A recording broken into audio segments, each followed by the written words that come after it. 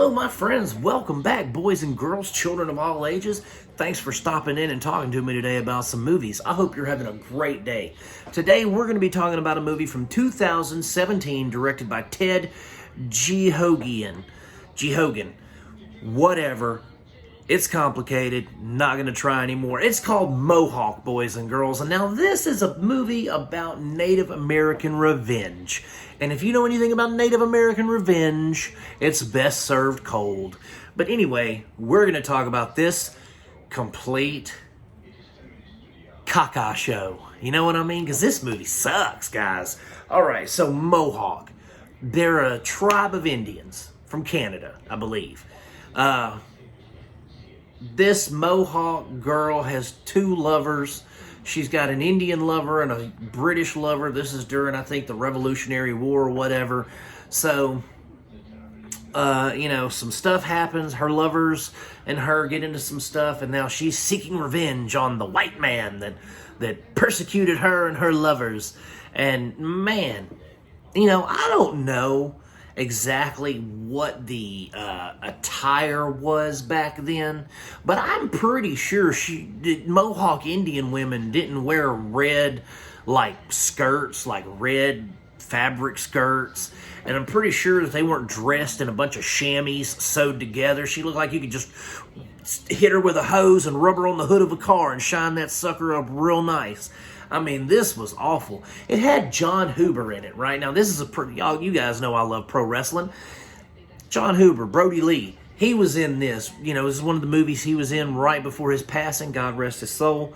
And, God, he was the only good actor in a movie full of actors.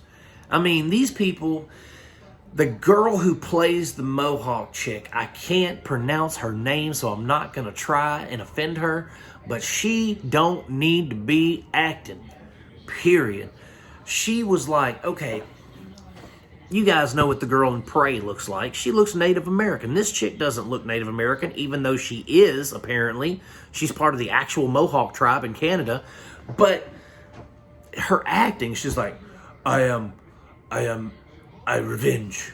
Like, she just seemed like she didn't have much intelligence. Like, they almost made her sound like a caveman.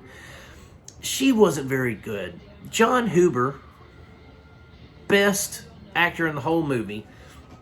Then we get this one guy who's like, they're like, we're going to kill us some Injuns. And it's like, dude, come on. You can't say that. I mean, of course, back then, they were, I guess they could back then. And they were trying to make it historically accurate. But I'm like, dude, come on. Like, what are you hunting? Because there's a lot of scenes of them going through the woods and stuff and having the frantic faces, but nothing happens. And then we've got old Shammy girl. She's walking around through the woods, sulking, looking like she's ready to kill people, but nothing really ever happens. There's no cinematography. It looks like it was shot on a handy cam, There's no blood per se. The special effects, if there are any, is all just CGI nonsense. I watched this because I was thinking that I was going to see something similar to, what's it called? The Nightingale or whatever, I think. The Australian film. I thought that it was going to have a little more complex story. I thought there was going to be better acting. I thought it was definitely going to have better cinematography and film editing.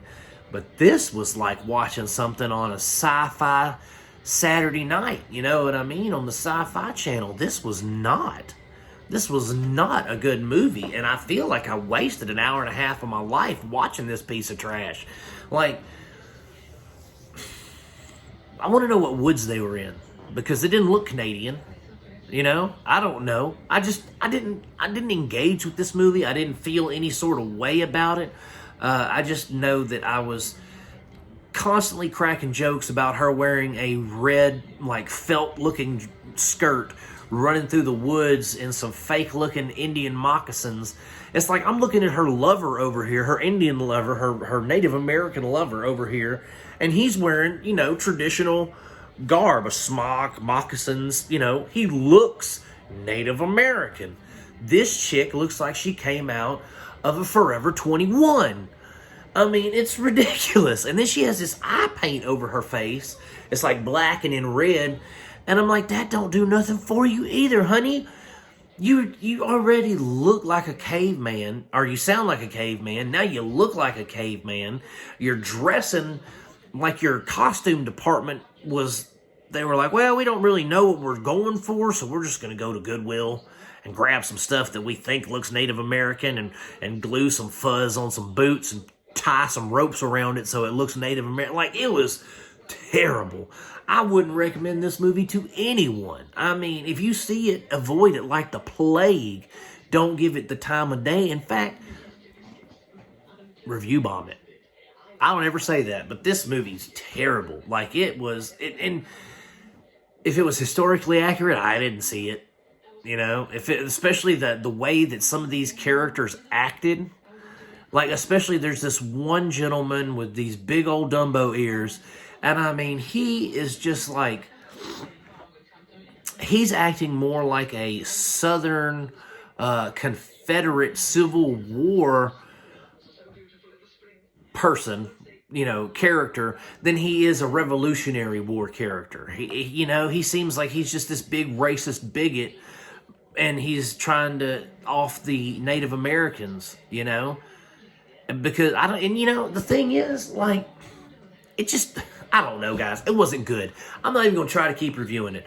Mohawk gets 1 star out of 5. Don't waste your time. It's streaming different places, Prime, Tubi, whatever. Don't waste your time on it. It gets 1.5 stars. That's it for Mohawk.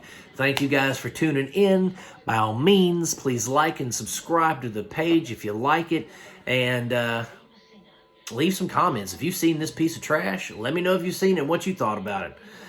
If not, don't worry about watching it. I've already told you everything you need to know. It's terrible. Don't waste your time. That's it for today, guys. I'm going to keep making them as long as you keep watching them. God bless y'all. Peace out, and I will see you soon.